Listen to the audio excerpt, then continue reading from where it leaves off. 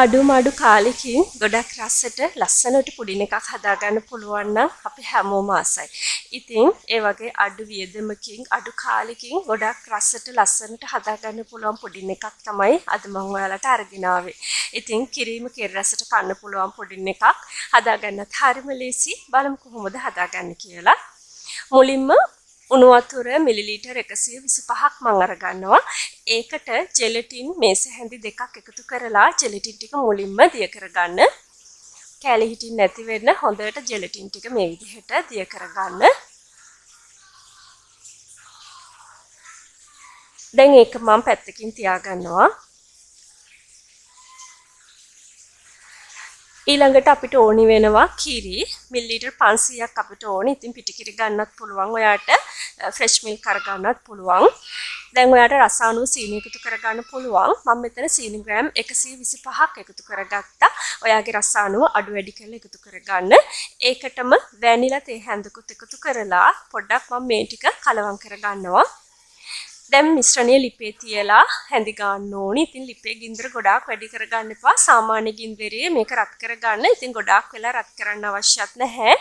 දැන් මෙන්න මේ වගේ කිරි ටික රත් වීගෙන එනකොට අපි කලින් දිය කරගත්තේ ජෙලටින් ටික මම මේකට එකතු කරගන්නවා. දැන් ජෙලටින් ටිකත් එකතු කරලා ආයෙත් සැරයක් හොඳට මේක කලවම් කරගන්න. මිශ්‍රණය හොඳට රත් වෙලා යන්තමින් බුබුලු දාගෙන එනකොට ඔයාට පුළුවන් මේකේ ලිප ඕෆ් කරගන්න. ඉතින් දැන් මම ලිප ඕෆ් කරලා කිරි ටික නිවෙන්න පැත්තකින් තියාගන්නවා. ඊළඟට සීනි මෙස හැඳි 3ක් පෑන් එකට දාලා සීනි ටික කළු කරගන්නවා. ඉතින් සීනි ටික මෙන්න මේ වගේ ලස්සන පාටකට කළු කරගන්න.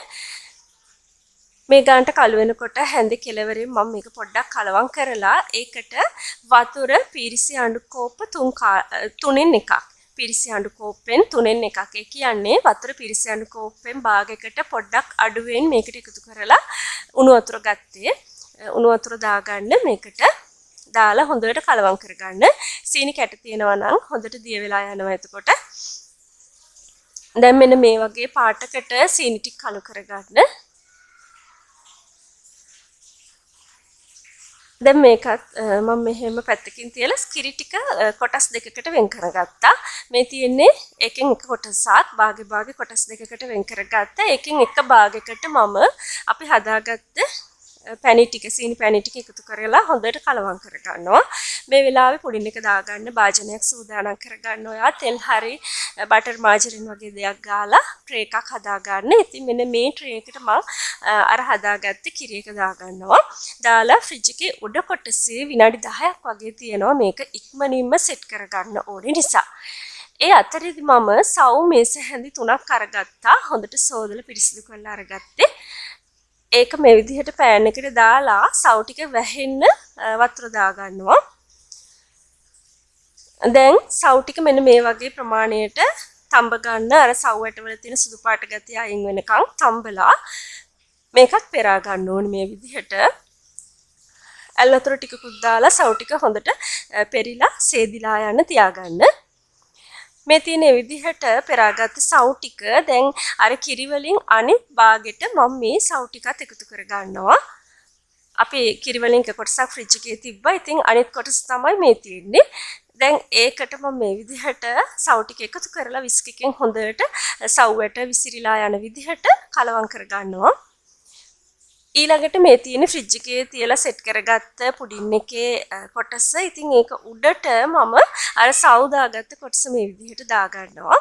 දාලා මේ කොටස මේ පුඩින් එක අපි දැන් තියාගන්නේ ෆ්‍රිජ් එකේ යට කොටසේ පැය 2ක් 3ක් වගේ යනකොට මේක හොඳට සෙට් වෙනවා.